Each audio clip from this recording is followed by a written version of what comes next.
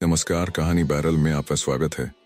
लीजिए पेश है धर्मवीर भारती द्वारा लिखित उपन्यास गुनाहों का देवता, भाग 14। सारस के पंखों से भी ज्यादा मुलायम सुकुमार गर्दन से छूटने पर अंगुलियां लाजवंती की पत्तियों की तरह सकुचा जाती थीं।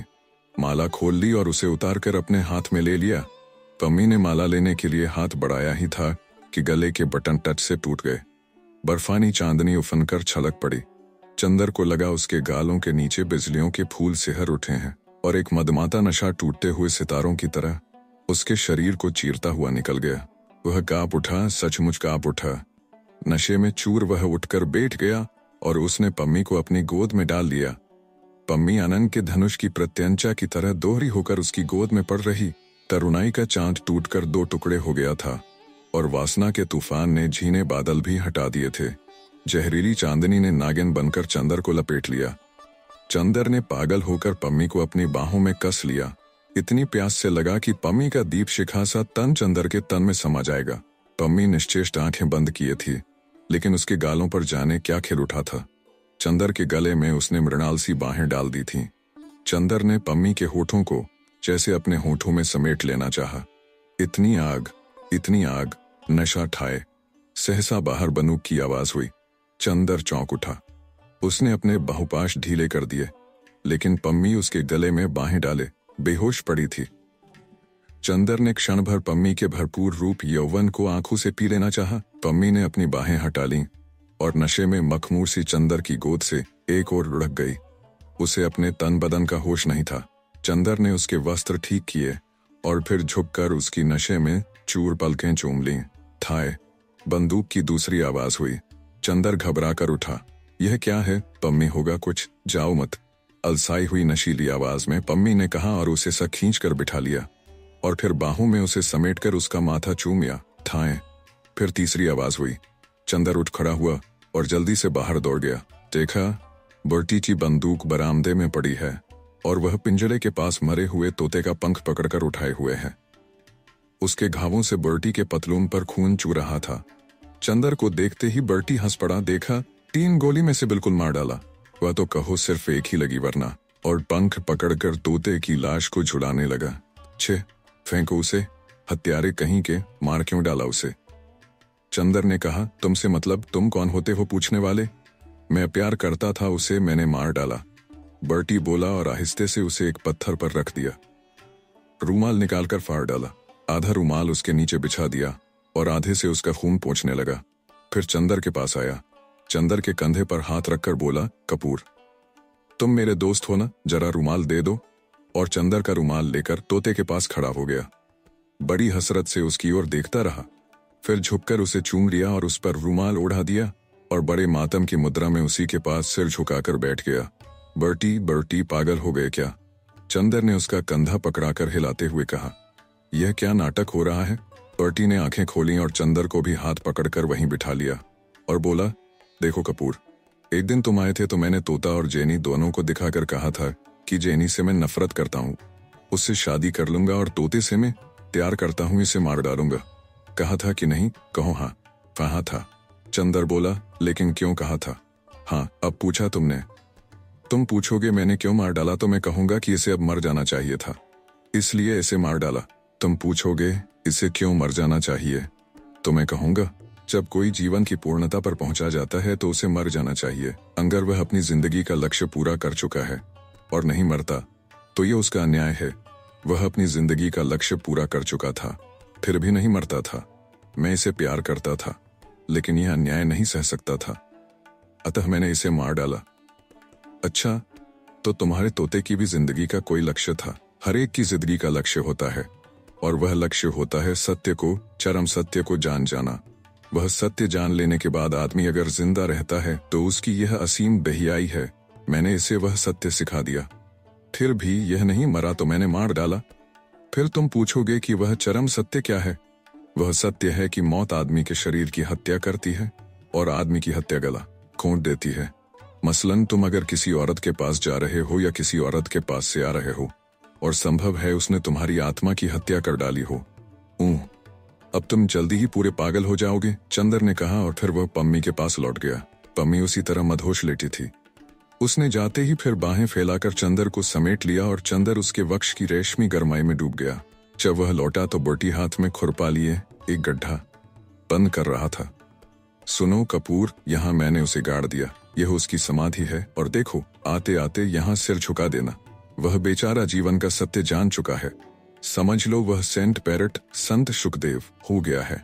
अच्छा चंदर सिर झुकाकर हंसते हुए आगे बढ़ा। सुनो रुको कपूर, फिर बर्टी ने पुकारा और पास आकर चंदर के कंधे पर हाथ रखकर बोला, कपूर तुम मानते हो कि नहीं कि पहले मैं एक असाधारण आदमी था, अब भी हो? चंदर हंसते हुए बोला, नहीं, अब मैं असाधारण नहीं हूं कपूर। देखो तुम्हें आज रहस्य बताऊं, वही आदमी असाधारण होता है जो किसी परिस्थिति में किसी भी तथ्य को स्वीकार नहीं करता, उनका निषेध करता चलता है। जब वह किसी को भी स्वीकार कर लेता है तब वह पराजित हो जाता है। मैं तो कहूंगा असाधारण आदमी बनने के लिए सत्य को भी स्वीकार नहीं करना चाहिए। क्या मतलब बर्टी, तुम तो दर्शन की भाषा में बोल रहे हो, मैं अर्थशास्त्र का विद्यार्थी हूं भाई। चंदर ने कौतूहल से कहा, देखो अब मैंने विवाह स्वीकार कर लिया, जेनी को स्वीकार कर लिया, चाहे यह जीवन का सत्य ही क्यों न हो, पर महत्ता तो निषेध में होती है। सबसे बड़ा आदमी वह होता है जो अपना निषेध कर दे, लेकिन मैं अब साधारण आदमी हूं, सस्ती किस्म का अदना व्यक्ति। मुझे कितना दुख है आज, मेरा तोता भी मर गया और मेरी असाधारणता भी। और बर्टी फिर तोते की कब्र के पास सिर झुकाकर बैठ गया। वह घर पहुंचा तो उसके पांव जमीन पर नहीं पड़ रहे थे। उसने उफनी हुई चांदनी चूमी थी, उसने तरुणाई के चांद को स्पर्शों से सिहरा दिया था, उसने नीली बिजलियां चूमी थीं, प्राणों की सिहरन और गुदगुदी से खेल कर वह आ रहा था। वह पम्मी के होठों के गुलाबों को चूम चूम कर गुलाबों के देश में पहुंच गया था और उसकी नसों में बहते हुए रस में गुलाब झूम उठे थे। वह सिर से पैर तक एक मदहोश प्यास बना हुआ था। घर पहुंचा तो जैसा उल्लास से उसका अंग अंग नाच रहा हो। बिनती के प्रति दोपहर को जो आक्रोश उसके मन में उभर आया था वह भी शांत हो गया था। बिनती ने आकर खाना रखा। चंदर ने बहुत हंसते हुए बड़े मीठे स्वर में कहा, बिनती आज तुम भी खाओ। नहीं, मैं नीचे खाऊंगी। अरे चल बैठ किलहरी, चंदर ने बहुत दिन पहले के स्नेह के स्वर में कहा और बिनती के पीठ में एक घूंसा मारकर उसे पास बिठा लिया। आज तुम्हें नाराज नहीं रहने देंगे। लेखा पगली, नफरत से नफरत बढ़ती है, प्यार से प्यार जागता है। बिनती के मन का सारा स्नेह सूख सा गया था। वह चिड़चिड़ी, स्वाभिमानी, गंभीर और रूखी हो गई थी। लेकिन औरत बहुत कमजोर होती है। ईश्वर न करे कोई उसके हृदय की ममता को छू ले, वह सब कुछ बर्दाश्त कर लेती है। लेकिन अगर कोई किसी तरह उसके मन के रस को जगा दे तो वह फिर अपना सब अभिमान भूल जाती है। चंदर ने जब वह यहाँ आई थी तभी से उसके हृदय की ममता जीत ली थी, इसलिए चंदर के सामने सदा झुकती आई। लेकिन पिछली बार से चंदर ने ठोकर मारकर सारा स्नेह बिखेर दिया था। उसके बाद उसके व्यक्तित्व का रस सूखता ही गया। क्रोध जैसे उसकी भौहों पर रखा रहता था। आज चंदर ने उसको इतने दुलार से बुलाया तो लगा वह जाने कितने दिनों का भूला स्वर सुन रही है।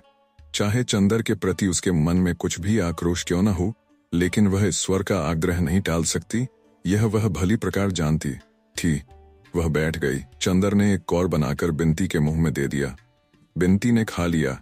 चंदर ने बिनती की बाह में चुटकी काटकर कहा, अब दिमाग ठीक हो गया पगली का, इतने दिनों से अकड़ी फिरती थी।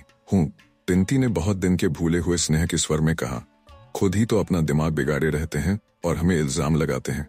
तरकारी ठंडी तो नहीं है। दोनों में सुलह हो गई। जाड़ा अब काफी बढ़ गया था। खाना खा चुकने के बाद बिनती शाल ओढ़े चंदर के पास आई और बोली, लो इलायची खाओगे? चंदर ने ले ली। छीलकर आधे दाने खुद खा लिए, आधे बिनती के मुंह में दे दिए। बिनती ने धीरे से चंदर की अंगुली दांत से दबा दी। चंदर ने हाथ खींच लिया। बिनती उसी के पलंग पर पास ही बैठ गई और बोली, याद है तुम्हें? याद है तुम्हें? इसी पलंग पर तुम्हारा सिर दबा रही थी तो तुमने शीशी फेंक दी थी। हाँ याद है। अब कहो तुम्हें उठाकर फेंक दूं। चंदर आज बहुत खुश था। मुझे क्या फेंकोगे? बिनती ने शरारत से मुंह बनाकर कहा, मैं तुमसे उठूंगी ही नहीं। जब अंगों का तूफान एक बार उठना सीख लेता है तो दूसरी बार उठते हुए उसे देर नहीं लगती। अभी वह अपने तूफान में पम्मी को पीस कर आया था। सिरहाने बैठी हुई बिनती हल्का बादामी शाल ओढ़े रह रह कर मुस्कुराती और गालों पर फूलों के कटोरे खिल जाते, आंख में एक नई चमक। चंदर थोड़ी देर देखता रहा। उसके बाद उसने बिनती को खींचकर कुछ हिचकते हुए बिनती के माथे पर अपने होठ रख दिए। बिनती कुछ नहीं बोली, चुपचाप अपने को छुड़ाकर सिर झुकाए बैठी रही और चंदर के हाथ को अपने हाथ में लेकर उसकी अंगुलियां चिरकाती रही। सहसा बोली, अरे तुम्हारे कफ का बटन टूट गया है, लाओ सिल दूं। चंदर को पहले कुछ आश्चर्य हुआ, फिर कुछ ग्लानि। बिनती कितना समर्पण करती है उसके सामने वह, लेकिन उसने अच्छा नहीं किया। पम्मी की बात दूसरी है, बिनती के साथ एक पवित्र अंतर ही ठीक रहता। बिनती आई और उसके कफ में बटन सीने लगी। सीते सीते बचे हुए डोरे को दांत से तोड़ती हुई बोली, चंदर एक बात कहे मानोगे क्या? पम्मी के यहाँ मत जाया करो। क्यों? पम्मी अच्छी औरत नहीं है, वह तुम्हें प्यार नहीं करती, तुम्हें बिगाड़ती है। ये बात गलत है बिनती, तुम इसीलिए कह रही हो ना कि उसमें वासना बहुत तीखी है। नहीं, यह नहीं, उसने तुम्हारी जिंदगी में सिर्फ एक नशा, एक वासना दी, कोई ऊंचाई, कोई पवित्रता नहीं। कहाँ दीदी, कहाँ पम्मी? किस स्वर्ग से उतरकर तुम किस नरक में फंस गए? पहले मैं भी यही सोचता था बिनती, लेकिन बाद में मैंने सोचा कि माना किसी लड़की के जीवन में वासना ही तीखी है, तो क्या इसी से वह निंदनीय है? क्या वासना स्वतः में निंदनीय है? गलत, यह तो स्वभाव और व्यक्तित्व का अंतर है। बिनती, हर एक से हम कल्पना नहीं मान सकते, हर एक से वासना नहीं पा सकते। बादल है, उस पर किरण पड़ेगी, इंद्रधनुष ही खिलेगा। फूल है, उस पर किरण पड़ेगी, तबस्सुम ही आएगा। बादल से हम मांगने लगे तबस्सुम और फूल से मांगने लगे इंद्रधनुष, तो यह तो हमारी एक कवित्वमयी भूल होगी। माना एक लड़की के जीवन में प्यार आया, उसने अपने देवता के चरणों पर अपनी कल्पना चढ़ा दी। दूसरी के जीवन में प्यार आया, उसने चुंबन, आलिंगन और गुदगुदी की बिजलियां दी। एक बोले, देवता मेरे, मेरा शरीर चाहे जिसका हो, मेरी पूजा भावना, मेरी आत्मा तुम्हारी है और वह जन्म जन्मांतर तक तुम्हारी रहेगी। और दूसरी दीपशिखा सी लहराकर बोली, दुनिया कुछ कहे, अब तो मेरा तन मन तुम्हारा है, मैं तो बेकाबू हूं, मैं करूं क्या? मेरे तो अंगन जैसे अलसा कर चूर हो गए हैं तुम्हारी गोद में गिर पड़ने के लिए। मेरी तरमाई पुलक उठी है तुम्हारे आलिंगन में पिस जाने के लिए। मेरे लाज के बंधन जैसे शिथिल हुए जाते हैं, मैं करूं तो क्या करूं? कैसा नशा पिला दिया है तुमने, मैं सब कुछ भूल गई हूं। तुम चाहे जिसे अपनी कल्पना दो, अपनी आत्मा दो, लेकिन एक बार अपने जलते हुए होठों में मेरे नरम गुलाबी होठ समेट लो ना। बताओ बिनती, क्यों पहली की भावना ठीक है और दूसरी की प्यास गलत? बिनती कुछ देर तक चुप रही, फिर बोली, चंदर तुम बहुत गहराई से सोचते हो, लेकिन मैं तो एक मोटी सी बात जानती हूँ कि जिसके जीवन में वह प्यास जग जाती है, वह फिर किसी भी सीमा तक गिर सकता है, लेकिन जिसने त्याग किया, जिसकी कल्पना जागी, वह किसी भी सीमा तक उठ सकता है। मैंने तो तुम्हें उठते हुए देखा है। गलत है बिनती, तुमने गिरते हुए देखा है मुझे। तुम मानोगी कि सुधा से मुझे कल्पना ही मिली थी, त्याग ही मिला था, पवित्रता ही मिली थी, पर वह कितनी दिन टिकी? तुम ये कैसे कह सकती हो कि वासना आदमी को नीचे ही गिराती है? ये आज ही की घटना लो, तुम ये तो मानोगी कि अभी तक मैंने तुम्हें अपमान तिरस्कार ही दिया था। खैर, उसकी बात जाने दो। बिनती बोली, नहीं बात आ गई तो मैं साफ कहता हूँ कि आज मैंने तुम्हारा प्रतिदान देने की सोची। आज तुम्हारे लिए मन में बड़ा स्नेह उमड़ आया। क्यों? जानती हो, पम्मी ने आज अपने बाहुपाश में कसकर जैसे मेरे मन की सारी कटुता, सारा विष खींच लिया। मुझे लगा बहुत दिन बाद मैं फिर पिशाच नहीं, आदमी हूँ। यह वासना का ही दान है। तुम कैसे कहोगी कि वासना आदमी को नीचे ही ले जाती है? बिनती कुछ नहीं बोली। चंदर भी थोड़ी देर चुप रहा, फिर बोला, लेकिन एक बात पूछूं बिनती? क्या? बहुत अजब सी बात है, सोच रहा हूँ पूछूं या ना पूछूं। पूछो ना। अभी मैंने तुम्हारे माथे पर होठ रख दिए, तुम कुछ भी नहीं बोली, और मैं जानता हूँ यह कुछ अनुचित सा था। तुम पम्मी नहीं हो, फिर भी तुमने कुछ भी विरोध नहीं किया। बिनती थोड़ी देर तक चुपचाप अपने पांव की ओर देखती रही, फिर शाल के छोर से एक डोरा खींचते हुए बोली, चंदर, मैं अपने को कुछ समझ नहीं पाती। सिर्फ इतना जानती हूँ कि मेरे मन में तुम जाने क्या हो, इतने महान हो कि मैं तुम्हें प्यार नहीं कर पाती, लेकिन तुम्हारे लिए कुछ भी करने से अपने को रोक नहीं सकती। लगता है तुम्हारा व्यक्तित्व, उसकी शक्ति और उसकी दुर्बलताएं, उसकी प्यास और उसका संतोष इतना महान है, इतना गहरा है कि उसके सामने मेरा व्यक्तित्व कुछ भी नहीं है। मेरी पवित्रता, मेरी अपवित्रता, इन सबसे ज्यादा महान तुम्हारी प्यास है। लेकिन अगर तुम्हारे मन में मेरे लिए जरा भी स्नेह है तो तुम पम्मी से संबंध तोड़ लो। दीदी से अगर मैं बताऊंगी तो जाने क्या हो जाएगा। और तुम जानते नहीं दीदी अब कैसी हो गई हैं। तुम देखो तो आंसू। बस चंदर ने अपने हाथ से बिनती का मुंह बंद करते हुए कहा, सुधा की बात मत करो, तुम्हें कसम है। जिंदगी के जिस पहलू को हम भूल चुके हैं उसे कुरेदने से क्या फायदा। अच्छा अच्छा, चंदर का हाथ हटाकर बिनती बोली, लेकिन पम्मी को अपनी जिंदगी से हटा दो, यह नहीं हो सकता। बिनती, चंदर बोला, और जो कहो वह मैं कर दूंगा। हाँ, तुम्हारे प्रति आज तक जो दुर्व्यवहार हुआ है उसके लिए मैं तुमसे क्षमा मांगता हूँ। छे चंदर, मुझे शर्मिंदा मत करो। काफी रात हो गई थी। चंदर लेट गया। बिनती ने उसे रजाई उड़ा दी और टेबल पर बिजली का स्टैंड रखकर बोली, अब चुपचाप सो जाओ। तिनती चली गई। चंदर पड़ा पड़ा सोचने लगा। दुनिया गलत कहती है कि वासना पाप है। वासना से भी पवित्रता और क्षमाशीलता आती है। पम्मी से उसे जो कुछ मिला वह अगर पाप है तो आज चंदर ने जो बिनती को दिया उसमें इतनी क्षमा, इतनी उदारता और इतनी शांति क्यों थी? उसके बाद बिनती को वह बहुत दुलार और पवित्रता से रखने लगा। कभी कभी जब वह घूमने जाता तो बिनती को भी ले जाता था। न्यू ईयर्स डे के दिन पम्मी ने दोनों की दावत की। तिनती पम्मी के पीछे चाहे चंदर से पम्मी का विरोध कर ले, पर पम्मी के सामने बहुत शिष्टता और स्नेह का बर्ताव करती थी। डॉक्टर साहब की दिल्ली जाने की तैयारी हो गई। बिनती ने कार्यक्रम में कुछ परिवर्तन करा लिया था। अब वह पहले डॉक्टर साहब के साथ शाहजहांपुर जाएगी और तब दिल्ली। निश्चय करते करते अंत में 1 फरवरी को वे लोग गए। स्टेशन पर बहुत से विद्यार्थी और डॉक्टर साहब के मित्र उन्हें विदा देने के लिए आए थे। तिनती विद्यार्थियों की भीड़ से घबराकर इधर चली आई और चंदर को बुलाकर कहने लगी, चंदर, दीदी के लिए एक खत तो दे दो। नहीं, चंदर ने बहुत रुखे और दृढ़ स्वर में कहा। बिनती कुछ क्षण तक एकटक चंदर की ओर देखती रही, फिर बोली, चंदर, मन की श्रद्धा चाहे अब भी वैसी हो, लेकिन तुम पर अब विश्वास नहीं रहा। चंदर ने कुछ जवाब नहीं दिया, सिर्फ हंस पड़ा। फिर बोली, चंदर, अगर कभी कोई जरूरत हो तो जरूर लिखना, मैं चली आऊंगी, समझे? और फिर चुपचाप जाकर बैठ गई। जब चंदर लौटा तो उसके साथ कई साथी प्रोफेसर थे। घर पहुंचकर वह कार लेकर पम्मी के यहाँ चल दिया। पता नहीं क्यों बिनती के जाने का चंदर को कुछ थोड़ा सा दुख था। गर्मी का मौसम आ गया था। चंदर सुबह कॉलेज जाता, दोपहर को सोता और शाम को वह नियमित रूप से पम्मी को लेकर घूमने जाता। डॉक्टर साहब कार छोड़ गए थे। कार पम्मी और चंदर को लेकर दूर दूर का चक्कर लगाया करती थी। इस बार उसने अपनी छुट्टियां दिल्ली में ही बिताने की सोची थी। पम्मी ने भी तय किया था कि मसूरी से लौटते समय जुलाई में वह 1 हफ्ते आकर डॉक्टर शुक्ला की मेहमानी करेगी और दिल्ली के पूर्व परिचितों से भी मिल लेगी। यह नहीं कहा जा सकता कि चंदर के दिन अच्छी तरह नहीं बीत रहे थे। उसने अपना अतीत भुला दिया था और वर्तमान को वह पम्मी की नशीली निगाहों में डुबो चुका था।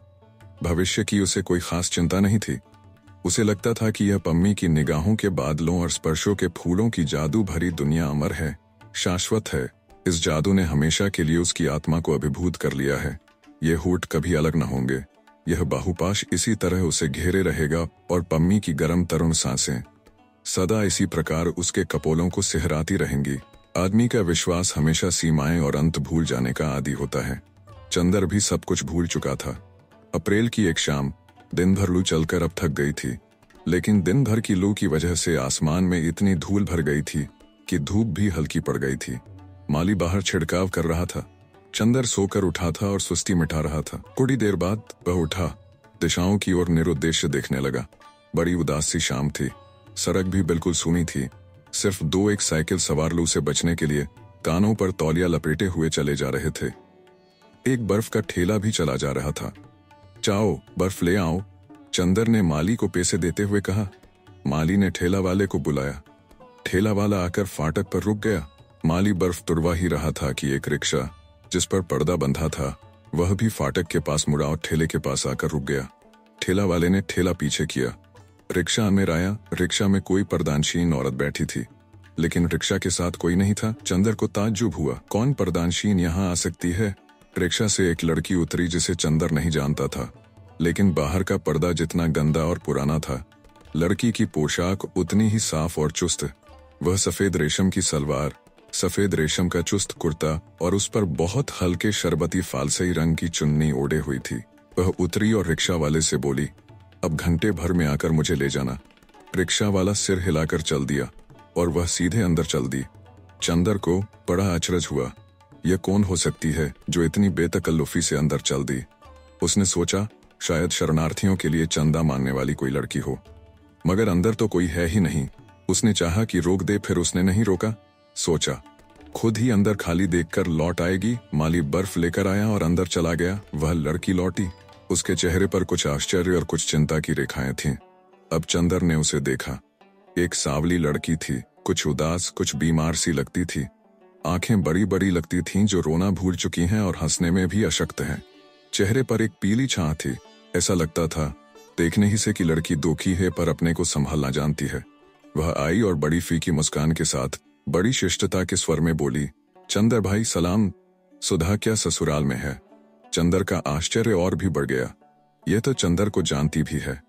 जी हाँ, वह ससुराल में है। आप और बिनती कहाँ है? लड़की ने बात काटकर पूछा। बिनती दिल्ली में है। क्या उसकी भी शादी हो गई? जी नहीं डॉक्टर साहब, आजकल दिल्ली में है। वह उन्हीं के पास पढ़ रही है। बैठ तो जाइए। चंदर ने कुर्सी खिसकाकर कहा। अच्छा, तो आप यहीं रहते हैं, अब नौकर हो गए होंगे? जी हाँ, चंदर ने अचरज में डूबकर कहा। लेकिन आप इतनी जानकारी और परिचय की बातें कर रही हैं, मैंने आपको पहचाना नहीं, क्षमा कीजिएगा। वह लड़की हंसी, जैसे अपनी किस्मत, जिंदगी, अपने इतिहास पर हंस रही हो। आप मुझको कैसे पहचान सकते हैं? मैं जरूर आपको देख चुकी थी। मेरे आपके बीच में दरअसल एक रोशनदान था। मेरा मतलब सुधा से है। ओह, मैं समझा, आप गेसु हैं। जी हाँ। और गेसु ने बहुत तमीज से अपनी चुन्नी ओढ़ ली। आप तो शादी के बाद जैसे बिल्कुल खो ही गई। अपनी सहेली को भी एक खत नहीं लिखा। अख्तर मियां मजे में है। आपको ये सब कैसे मालूम? बहुत आकुल होकर गेसु बोली और उसकी पीली आंखों में और भी मेलापन आ गया। मुझे सुधा से मालूम हुआ था। मैं तो उम्मीद कर रहा था कि आप हम लोगों को एक दावत जरूर देंगी, लेकिन कुछ मालूम ही नहीं हुआ। एक बार सुधा जी ने मुझे आपके यहाँ भेजा तो मालूम हुआ कि आप लोगों ने मकान ही छोड़ दिया है। जी हाँ, मैं देहरादून में थी। अम्मी जान वगैरह सभी वहीं थीं। अभी हाल में वहां कुछ पनाहगीर पहुंचे। पनाहगीर? जी, पंजाब के सिख वगैरह। कुछ झगड़ा हो गया तो हम लोग चले आए। अब हम लोग यहीं हैं। अख्तर मियाँ कहाँ हैं? मिर्जापुर में पीतर का रोजगार कर रहे हैं और उनकी बीवी देहरादून में थी। यह सजा क्यों दी आपने उन्हें? सजा की कोई बात नहीं। गेसु का स्वर घुटता हुआ सा मालूम दे रहा था। उनकी बीवी उनके साथ है। क्या मतलब? आप तो अजब सी बातें कर रही हैं। अगर मैं भूल नहीं करता तो आपकी शादी। जी हाँ। बड़ी ही उदास हंसी हंसकर गेसु बोली, आपसे चंदर भाई मैं क्या छिपाऊंगी? जैसे सुधा वैसे आप। मेरी शादी उनसे नहीं हुई। अरे गुस्ताखी माफ कीजिएगा। सुधा तो मुझसे कह रही थी कि अख्तर मुझसे मोहब्बत करते हैं। गेसु बात काटकर बोली और बड़ी गंभीर हो गई और अपनी चुन्नी के छोर में टंके हुए सितारे को तोड़ती हुई बोली, मैं सचमुच नहीं समझ पाई कि उनके मन में क्या था। उनके घर वालों ने मेरे बजाय फूल को ज्यादा पसंद किया। उन्होंने फूल से ही शादी कर ली। अब अच्छी तरह निभ रही है दोनों की। फूल तो इतने अरसे में एक बार भी हम लोगों से मिलने नहीं आई। अच्छा। चंदर चुप होकर सोचने लगा। कितनी बड़ी प्रवंचना हुई इस लड़की की जिंदगी में और कितने दबे शब्दों में यह कहकर चुप हो गई। एक भी आंसू नहीं, एक भी सिसकी नहीं, संयत स्वर और फीकी मुस्कान बस। चंदर चुपचाप उठकर अंदर गया। महराजिन आ गई थी। कुछ नाश्ता और शरबत भेजने के लिए कहकर चंदर बाहर आया। गेसु चुपचाप लॉन की ओर देख रही थी। शून्य निगाहों से चंदर आकर बैठ गया और बोला, बहुत धोखा दिया आपको। छे, ऐसी बात नहीं कहते चंदर भाई। कौन जानता है कि यह अख्तर की मजबूरी रही हो। जिसको मैंने अपना सरताज माना उसके लिए ऐसा ख्याल भी दिल में लाना गुनाह है। मैं इतनी गिरी हुई नहीं कि यह सोचूं कि उन्होंने धोखा दिया। गेसु दांत तले जबान दबाकर बोली। चंदर दंग रह गया। क्या गेसु अपने दिल से कह रही है? इतना अखंड विश्वास है गेसु को अख्तर पर। शरबत आ गया था। गेसु ने तकल्लुफ नहीं किया, लेकिन बोली, आप बड़े भाई हैं, पहले आप शुरू कीजिए। आपकी फिर कभी अख्तर से मुलाकात नहीं हुई? चंदर ने एक घूंट पीकर कहा, हुई क्यों नहीं, कई बार वह अम्मी जान के पास आए। आपने कुछ नहीं कहा? कहती क्या? ये सब बातें कहने सुनने की होती हैं। और फिर फूल वहां आराम से है। अख्तर भी फूल को जान से ज्यादा प्यार से रखते हैं। यही मेरे लिए बहुत है। और अब कहकर क्या करूंगी? जब फूल से शादी तय हुई और वे राजी हो गए तभी मैंने कुछ नहीं कहा। अब तो फूल की मांग, फूल का सुहाग मेरे लिए सुबह की अजान से ज्यादा पाक है। केसु ने शरबत में निगाहें डुबाए हुए कहा। चंदर क्षण भर चुप रहा, फिर बोला, अब आपकी शादी अम्मीजान कब कर रही हैं? कभी नहीं, मैंने कष्ट कर लिया है कि मैं शादी ताउम्र नहीं करूंगी। देहरादून के मैटरनिटी सेंटर में काम सीख रही थी। कोर्स पूरा हो गया, अब किसी अस्पताल में काम करूंगी। आप? क्यों? आपको ताज्जुब क्यों हुआ? मैंने अम्मीजान को इस बात के लिए राजी कर लिया है। मैं अपने पैरों पर खड़ी होना चाहती हूँ। चंदर ने शरबत से बर्फ निकालकर फेंकते हुए कहा, मैं आपकी जगह होता तो दूसरी शादी करता और अख्तर से भरसक बदला लेता। बदला? केसु मुस्कुराकर बोली, छे चंदर भाई, बदला, गुरेज, नफरत, इससे आदमी न कभी सुधरा है न सुधरेगा। बदला और नफरत तो अपने मन की कमजोरी को जाहिर करते हैं और फिर बदला मैं लूं किससे? उससे दिल की तन्हाइयों में मैं जिसके सजदे पड़ती हूँ। यह कैसे हो सकता है? गेसु के माथे पर विश्वास का तेज दमक उठा। उसकी बीमार आंखों में धूप लहलहा उठी और उसका कंचनलता सा तन जगमगाने लगा। कुछ ऐसी दृढ़ता थी उसकी आवाज में, ऐसी गहराई थी उसकी ध्वनि में कि चंदर देखता ही रह गया। वह जानता था कि गेसु के दिल में अख्तर के लिए कितना प्रेम था। वह यह भी जानता था कि गेसु अख्तर की शादी के लिए किस तरह पागल थी। वह सारा सपना ताश के महल की तरह गिर गया और परिस्थितियों ने नहीं, खुद अख्तर ने धोखा दिया। लेकिन गेसु है कि माथे पर शिकन नहीं, भौंहों में बल नहीं, होठों पर शिकायत नहीं, नारी के जीवन का यह कैसा अमिट विश्वास था, यानी जिसे गेसु ने अपने प्रेम का स्वर्ण मंदिर समझा था, वह ज्वालामुखी बनकर फूट गया और उसने दर्द की पिघली आग की धारा में गेसु को डुबो देने की कोशिश की। लेकिन गेसु है कि अटल चट्टान की तरह खड़ी है। चंदर के मन में कहीं कोई टीस उठी। उसके दिल की धड़कनों ने कहीं पर उससे पूछा, और चंदर, तुमने क्या किया? तुम पुरुष थे, तुम्हारे सबल कंधे किसी के प्यार का बोझ क्यों नहीं ढो पाए चंदर? लेकिन चंदर ने अपनी अंतःकरण की आवाज को अनसुनी करते हुए पूछा, तो आपके मन में जरा भी दर्द नहीं अख्तर को न पाने का? दर्द? गेसु की आवाज डूबने लगी। निगाहों की जर्द पांखुरियों पर हल्की पानी की लहर दौड़ गई। दर्द? यह तो सिर्फ सुधा समझ सकती है चंदर भाई। बचपन से वह मेरे लिए क्या थे यह वही जानती है। मैं तो उनका सपना देखते देखते उनका सपना ही बन रही थी। लेकिन खैर, दर्द इंसान की यकीदे को और मजबूत न कर दे, आदमी के कदमों को और ताकत न दे, आदमी के दिल को ऊंचाई न दे तो इंसान क्या? दर्द का हाल पूछते हैं आप? कयामत के रोज तक मेरी मियत उन्हीं का आसरा देखेगी चंदर भाई। लेकिन इसके लिए जिंदगी में तो खामोश ही रहना होगा, बंद घर में जलते हुए चिराग की तरह घुलना होगा। और अगर मैंने उनको अपना माना है तो वह मिलकर ही रहेंगे। आज न सही, कयामत के बाद सही। मोहब्बत की दुनिया में जैसे एक दिन उनके बिना कट जाता है, वैसे एक जिंदगी उनके बिना कट जाएगी। लेकिन उसके बाद वे मेरे होकर रहेंगे। चंदर का दिल कांप उठा। गेसु की आवाज में तारे बरस रहे थे।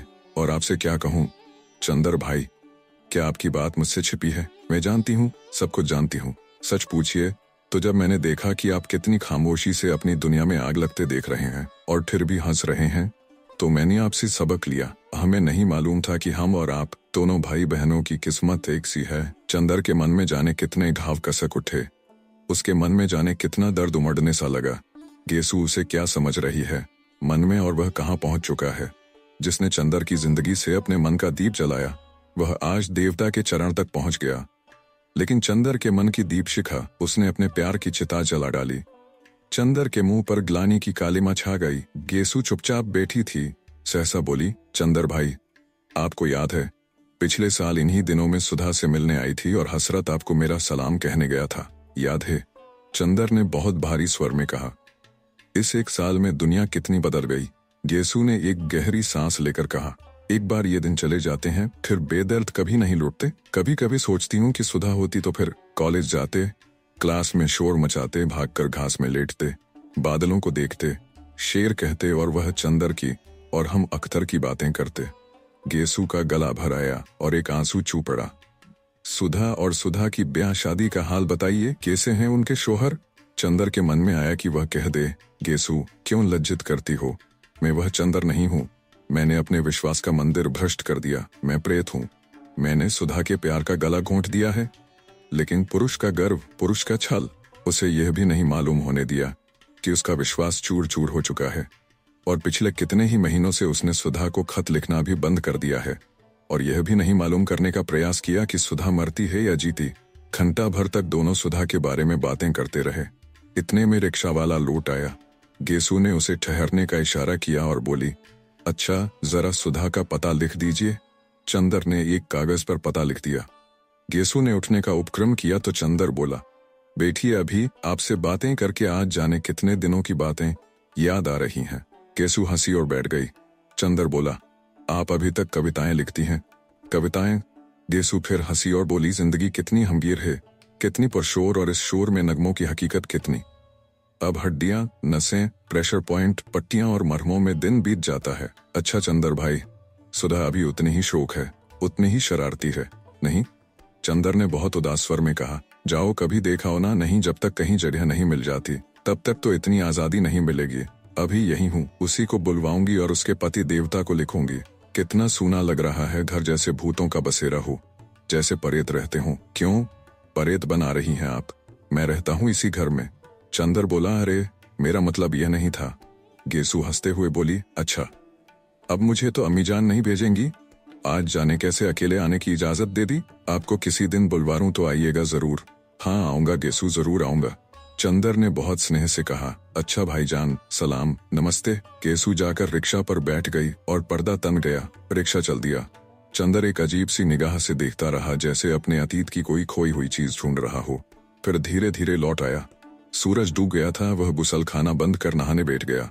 जाने कहां कहां मन भटक रहा था उसका। चंदर मन का अस्थिर था, मन का बुरा नहीं था। गेसु ने आज उसके सामने अचानक वह तस्वीर रख दी थी जिसमें वह स्वर्ग की ऊंचाइयों पर मंडराया करता था, और जाने कैसा दर्द सा उसके मन में उठ गया था। गेसु ने अपने अजाने में ही चंदर के अविश्वास, चंदर की प्रतिहिंसा को बहुत बड़ी हार दी थी। उसने सिर पर पानी डाला तो उसे लगा यह पानी नहीं है, जिंदगी की धारा है, पिघले हुए अंगारों की धारा, जिसमें पड़कर केवल वही जिंदा बच पाया है जिसके अंगों में प्यार का अमृत है।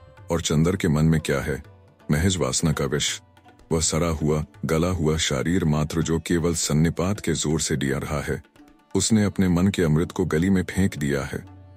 उसने क्या किया? वह नहाकर आया और शीशे के सामने खड़ा होकर बाल काटने लगा।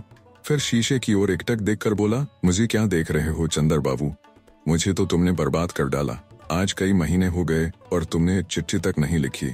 छे। और उसने शीशा उलटकर रख दिया। महराजिन खाना ले आई। उसने खाना खाया और सुस्त सा पड़ रहा। भैया आज घूमे न जाबो? नहीं, चंदर ने कहा और पड़ा पड़ा सोचने लगा। पम्मी के यहाँ नहीं गया। यह गेसु दूसरे कमरे में बैठी थी। इस कमरे में बिनती उसे कैलाश का चित्र दिखा रही थी। चित्र उसके मन में घूमने लगे। आप सुन रहे थे कहानी बैरल से धर्मवीर भारती द्वारा लिखित उपन्यास गुनाहों का देवता, भाग 14। वीडियो पसंद आया तो इसे लाइक करिए और चैनल को भी सब्सक्राइब कीजिए। धन्यवाद।